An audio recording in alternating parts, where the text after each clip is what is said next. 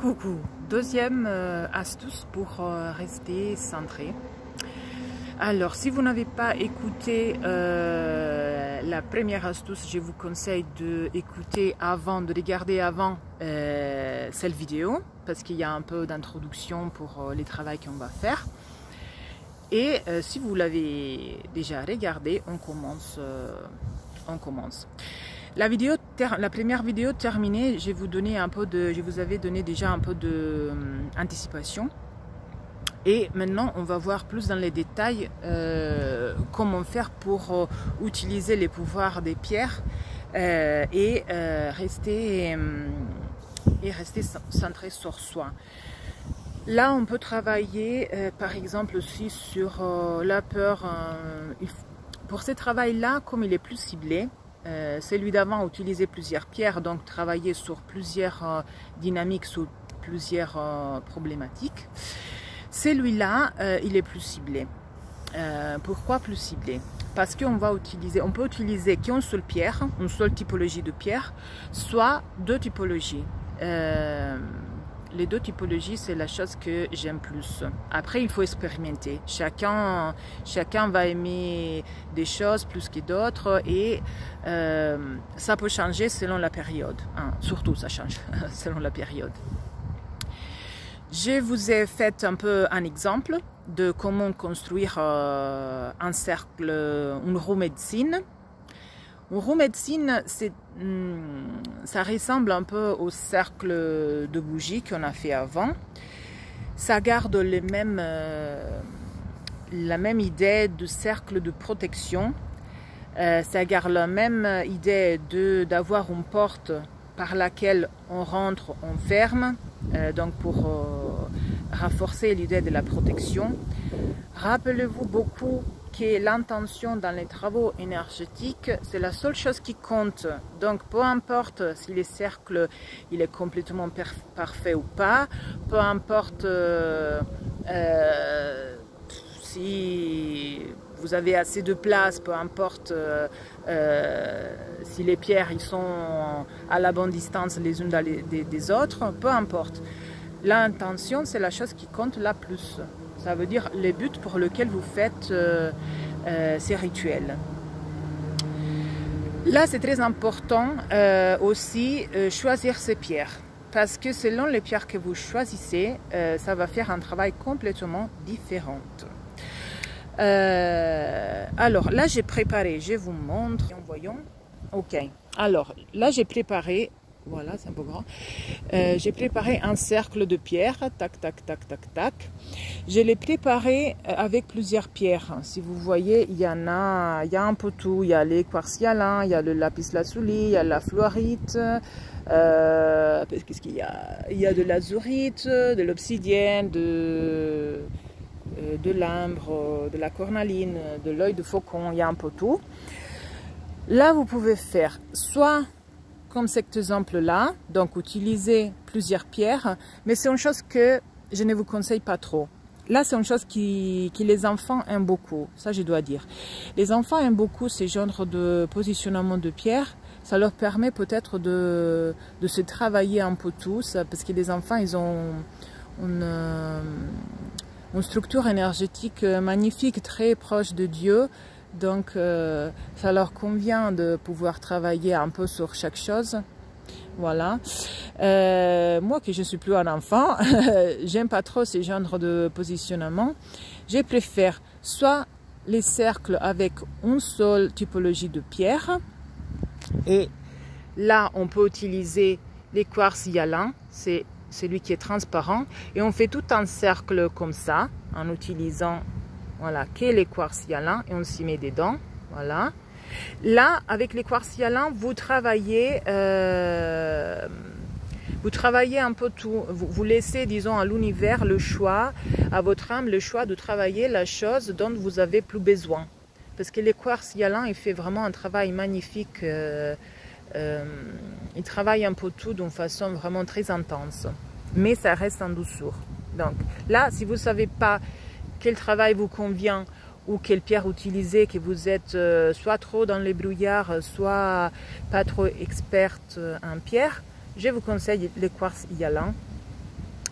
Et je pense que 10-12 pierres, ça peut suffire pour faire un cercle entier. Sinon, une chose que j'aime bien aussi, c'est de faire comme ça. Alors, soit en alternance en utilisant 2 pierres. Moi, j'ai utilisé quartz hyalin, quartz rose, quartz hyalin. Après, on mettra un autre quartz rose pour alterner. Là, on va faire un travail disons, sur les chakras du haut. Donc, on va travailler la connexion, on va travailler la centrature du cœur. C'est très beau. C'est vraiment un travail vraiment de centrature sur les centres du cœur qui travaille sur la télépathie entre les individus pour bypasser la colère, pour bypasser la dualité et arriver vraiment à se parler entre individus, entre êtres humains à travers les cœurs. Donc c'est un travail vraiment très fin que j'aime bien. Un autre travail que j'aime beaucoup, c'est par exemple utiliser de l'améthyste avec de la sélénite en alternance. Aujourd'hui, je n'ai pas apporté de la sélénite, mais la sélénite, c'est une pierre un peu blanche transparente. Là, on va faire un travail encore plus fin. Ça travaille vraiment la connexion haute avec les anges, plus l'intuition.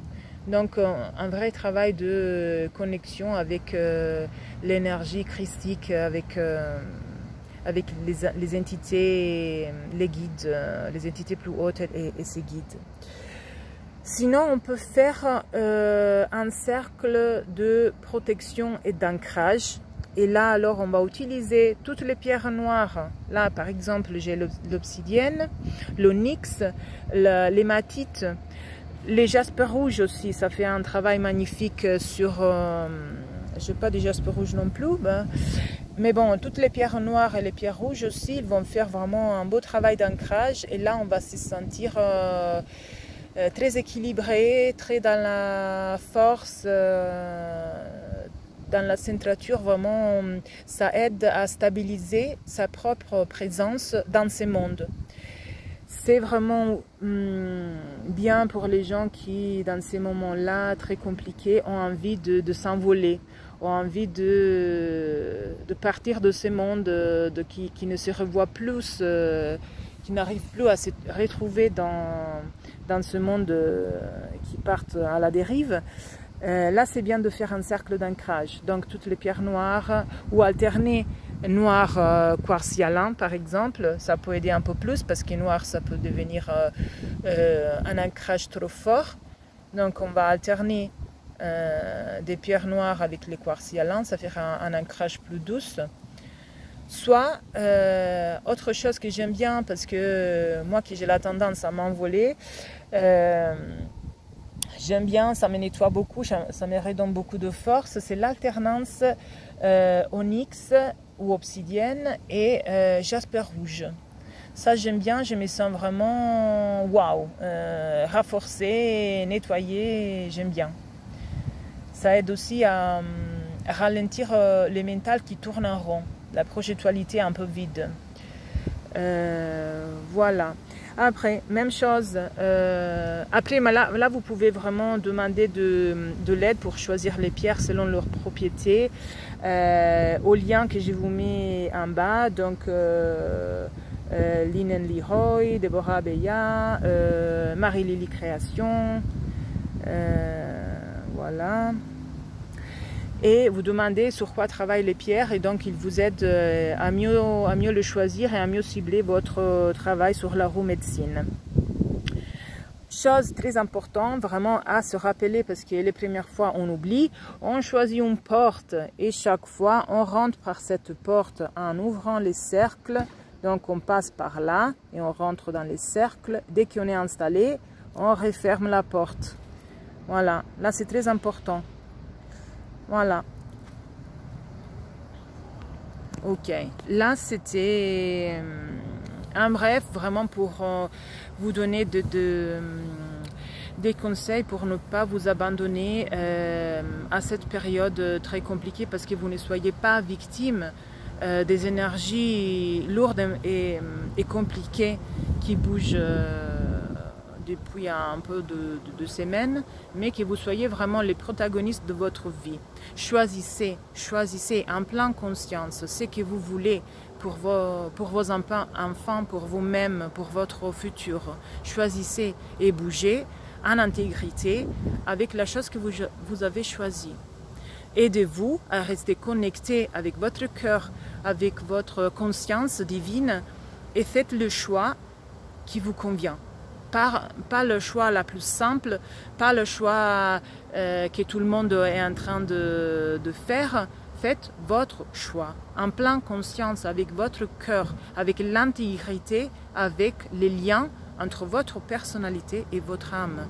Si vous n'avez pas encore construit ces liens, c'est pas trop tard, on peut toujours commencer. Donc, méditez, nettoyez-vous souvent, faites des bains, prenez des bains de sel. Ici, on est à la mer, on a encore la possibilité de se baigner encore des semaines, donc faites-le, baignez-vous à la mer. Qui ne vit pas à la mer, si vous avez un baignoire, vous la remplissez d'eau, vous y mettez une tasse de sel, gros, fin, peu importe, ça sera du sel, et vous y restez là-dedans pour être nettoyé. Si vous n'avez pas la baignoire, mais vous avez la douche, parce que souvent tout le monde a la douche, vous prenez une vieille chaussette, vous la remplissez de sel et vous la mettez là, alors, vous la mettez sur le cou comme ça, tac, et vous entrez dans la douche. Ça vous permet de vous nettoyer jusqu'aux pieds, d'accord? Très important, c'est aussi l'intention pour se nettoyer. C'est vraiment quand vous utilisez le sel ou vous prenez un bain normal parce que vous avez oublié le sel, vous n'avez pas la vieille chaussette, etc. On fait avec ce qu'on a et on laisse couler l'eau de la douche en pensant qu'elle va vous nettoyer soit physiquement, soit énergétiquement. Elle va vous enlever toutes les couches de peur et tous les blocages que vous avez. Comme je vous ai dit, toutes les choses ont un effet matériel, donc l'eau va me nettoyer au niveau physique, mais chaque chose a aussi un potentiel énergétique, donc, mais il faut l'activer. Il faut être en pleine conscience pour pouvoir donner son consentement, parce que l'eau a forcément son pouvoir de nettoyage énergétique, mais il faut que je donne mon consentement. Et alors, avec l'intention, j'active ces pouvoirs de nettoyage énergétique de l'eau. Voilà, parce que rien n'arrive sans votre choix, sans votre permission. Donc, soyez toujours dans la pleine conscience. Si vous avez besoin d'aide ou des conseils, vous m'écrivez. Les liens, vous le trouvez, mon mail, vous le trouvez en bas. Mais vraiment, commencez à faire les choses en pleine conscience. Soyez toujours dans l'éveil. Ne faites rien au hasard. Parce que chaque fois que vous faites des choses comme ça, d'une façon automatique, c'est votre partie inconsciente qui choisit. Donc, il faut voir qu'est-ce que vous avez dans votre inconsciente. Ça sera notre blessure à nous gérer. Et donc, quand c'est notre blessure à nous gérer, la conséquence, c'est une conséquence choisie et créée par vos blessures. Et je ne pense pas que vous voulez ça dans votre vie non plus. Donc, il faut commencer à choisir en pleine conscience. Quand je dis des choses, quand je bouge des choses, quand je fais des choses, je dois être consciente. Je dois vraiment me demander, est-ce que moi, mon corps veut vraiment ça? Qu'est-ce qu'il voudrait? Et alors là, je m'active et je fais l'action qui plus appartient à cette intégrité de mon cœur. Voilà. Là, on commence à s'éveiller, donc soit vous prenez ces bateaux, soit on reste à être géré par nos peurs et par nos blessures. Et je pense que vous n'avez plus envie, donc voilà, on passe à l'action.